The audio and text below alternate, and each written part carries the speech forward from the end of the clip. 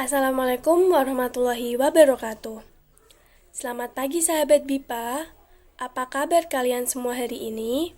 Semoga kita senantiasa dalam lindungan Allah.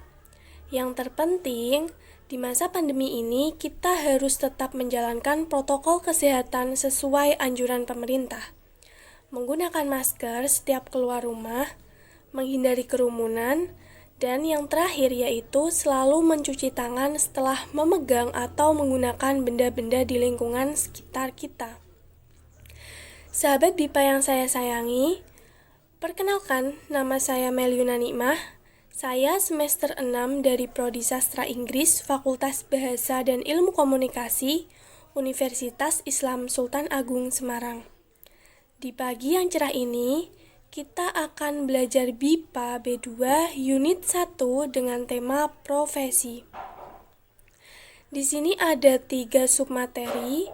Yang pertama yaitu membaca, yang kedua yaitu tata bahasa, dan yang ketiga yaitu pojok budaya. Oke, yang pertama yaitu membaca. Jadi di sini saya mempunyai teks diskusi yang berjudul Dampak Kehadiran Ojek Online. Sebelumnya saya akan membacakan teks diskusi ini. Sahabat BIPA semua bisa mendengarkannya dengan baik. Lalu setelah itu sahabat BIPA semua bisa membacakannya bersama-sama. Dengarkan baik-baik ya. Dampak kehadiran ojek online. Akhir-akhir ini marak bermunculan jasa layanan ojek online yang dapat dipesan melalui smartphone. Hanya dengan smartphone, koneksi internet, dan GPS, layanan ojek ini siap menjemput dan mengantarkan penumpang ke tempat tujuan. Munculnya ojek yang terbilang baru ini menuai pro dan kontra. Beberapa orang menganggap kehadirannya mengganggu penghasilan tukang ojek konvensional. Akan tetapi, sebagian orang beranggapan bahwa kehadiran ojek online sangat membantu dan cukup praktis. Di satu sisi, ojek online di kota-kota besar didukung oleh beberapa kelompok masyarakat. Mereka berpendapat bahwa kemudahan dalam proses pemesanan menjadi satu pertimbangan yang cukup menarik. Selain itu, pada aplikasi ojek online ini terdapat beberapa fitur pendukung layanan jasa tambahan yang membuat mereka tidak ragu untuk memilih ojek online. Akan tetapi, di sisi lainnya, ojek online dianggap merebut konsumen dari ojek konvensional. Dalam beberapa kasus, pelanggan ojek konvensional mulai beralih menggunakan jasa ojek online yang dianggap lebih praktis dan mudah. Hal ini sempat menimbulkan perseteruan antara tukang ojek online dan konvensional. Jadi berdasarkan kelebihan dan kekurangan di atas, ojek online memang masih menjadi permasalahan yang cukup rumit di masyarakat. Penghapusan layanan ojek online juga bukan keputusan yang bijak. Masyarakat sebagai pelanggan menjadi pihak paling dirugikan. Oleh karena itu, sebaiknya tukang ojek online dan ojek konvensional melakukan diskusi guna mencari kesepakatan mengenai pengambilan calon konsumen. Jadi sekarang saya kasih waktu 5 menit untuk sahabat BIPA semuanya membaca dan memahami sendiri teks diskusi tersebut. Waktunya 5 menit dimulai dari sekarang. Oke, waktu 5 menit sudah habis. Selanjutnya ada beberapa kosakata atau biasa disebut vocabulary yang berkaitan dengan teks diskusi tadi. Di sini ada 10 contoh kosakata. Sahabat BIPA semuanya bisa tirukan setelah saya ya. Yang pertama yaitu tukang. Tukang. Jadi tukang adalah orang yang pekerjaannya melakukan sesuatu secara tetap. Yang kedua yaitu ojek. Ojek. Ojek biasa disebut juga sebagai sepeda motor yang ditambangkan dengan cara memboncengkan penumpang. Yang ketiga yaitu layanan, layanan. Layanan merupakan perihal atau cara melayani. Yang keempat yaitu penumpang. Penumpang merupakan orang yang menumpang. Yang kelima yaitu praktis. Praktis. Praktis bisa juga disebut dengan mudah dan senang memakainya. Yang keenam yaitu pemesanan. Pemesanan. Pemesanan merupakan proses, cara, perbuatan memesan atau memesankan. Yang ketujuh yaitu konsumen. Konsumen. Konsumen merupakan pemakai barang hasil produksi atau pemakai jasa. Selanjutnya yaitu konvensional. Konvensional. Konvensional disebut juga dengan tradisional. Selanjutnya yaitu diskusi. Diskusi. Diskusi merupakan bertukar pikiran mengenai suatu masalah.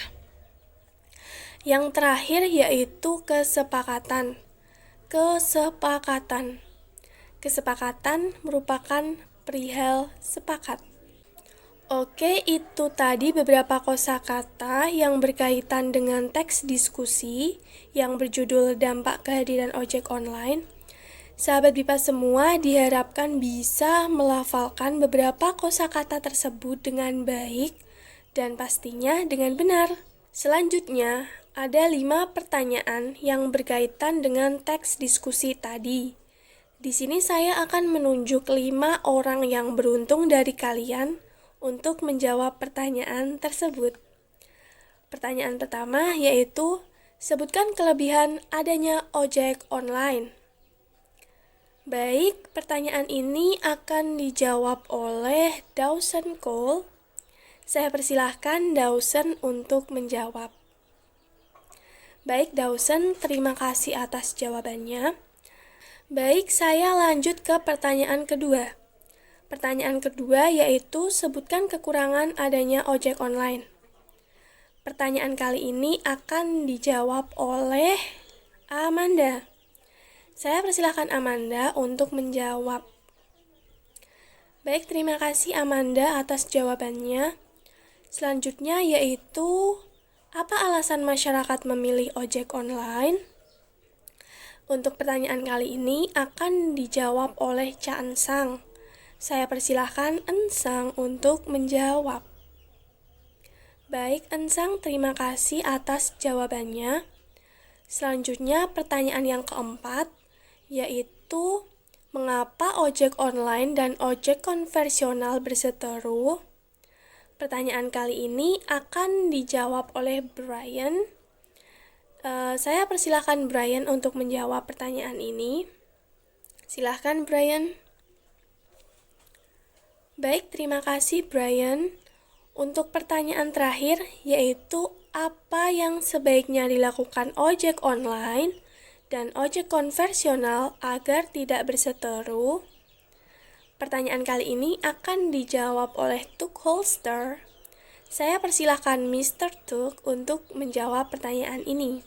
Baik Mr. Tuk, terima kasih atas jawabannya. Sekarang kita beralih ke submateri tata bahasa.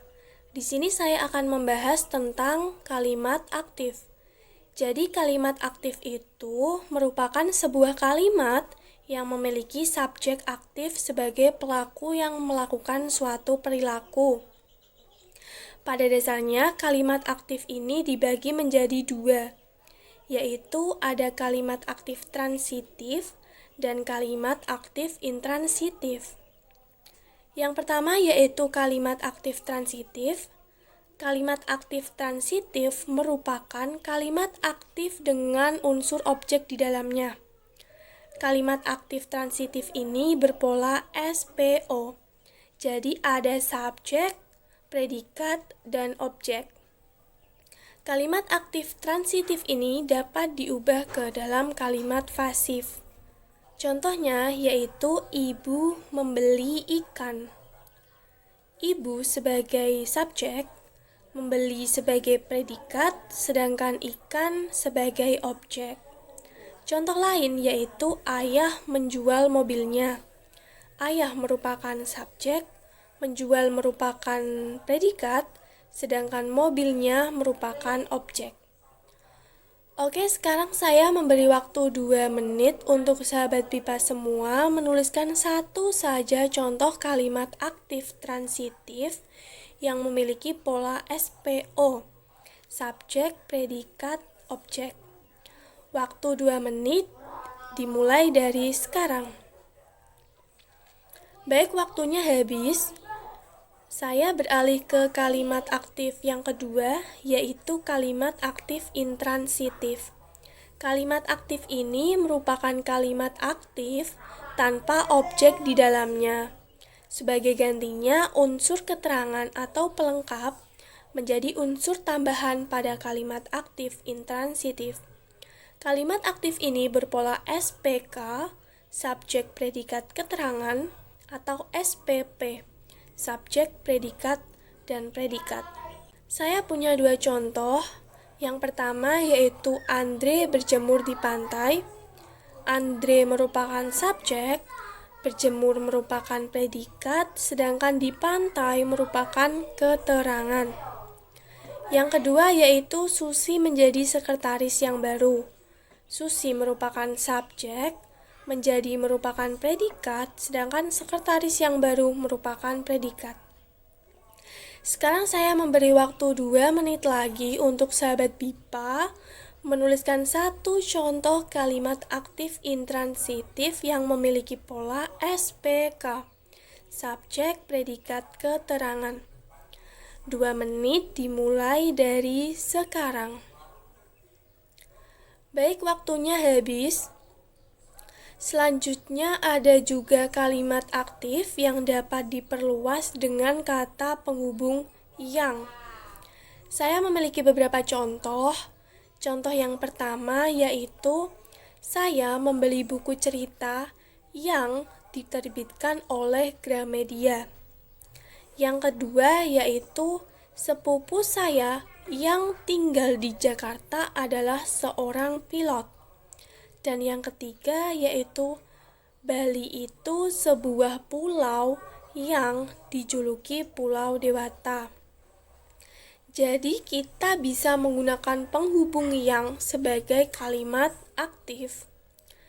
Sekarang saya memiliki waktu 2 menit terakhir untuk sahabat BIPA menuliskan satu saja contoh kalimat aktif yang dapat diperluas dengan kata penghubung yang. Baik, waktu 2 menit dimulai dari sekarang. Oke, waktunya habis. Itu tadi tentang beberapa kalimat aktif. Selanjutnya ada subbab terakhir yaitu pojok budaya.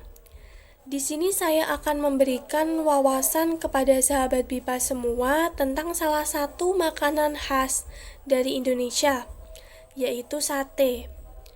Jadi, sate ini adalah makanan khas Indonesia yang terbuat dari potongan daging kecil-kecil yang ditusuk-tusukkan lidi dari tulang daun kelapa atau bambu. Potongan daging ini langsung dipanggang menggunakan bara arang kayu hingga matang. Sate ini disajikan dengan berbagai macam bumbu sesuai variasi masakan ini. Sate diketahui berasal dari masyarakat daerah Jawa. Sate dapat ditemukan di seluruh Indonesia sebagai salah satu masakan nasional yang digemari banyak orang. Sate juga populer di beberapa negara Asia Tenggara lainnya, seperti Malaysia, Singapura, Filipina, Thailand, dan lain sebagainya. Sate biasa dihidangkan bersama dengan salah satu saus pelengkap.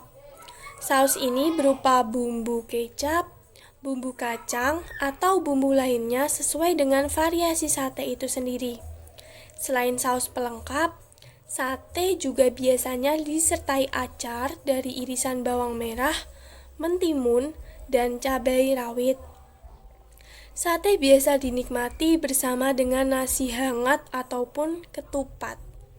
Sate merupakan hidangan yang sangat populer di Indonesia.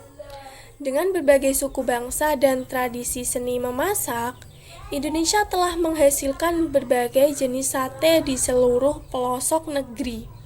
Di Indonesia, sate dapat diperoleh dari pedagang sate keliling, pedagang kaki lima di warung tepi jalan, ataupun di restoran yang mahal.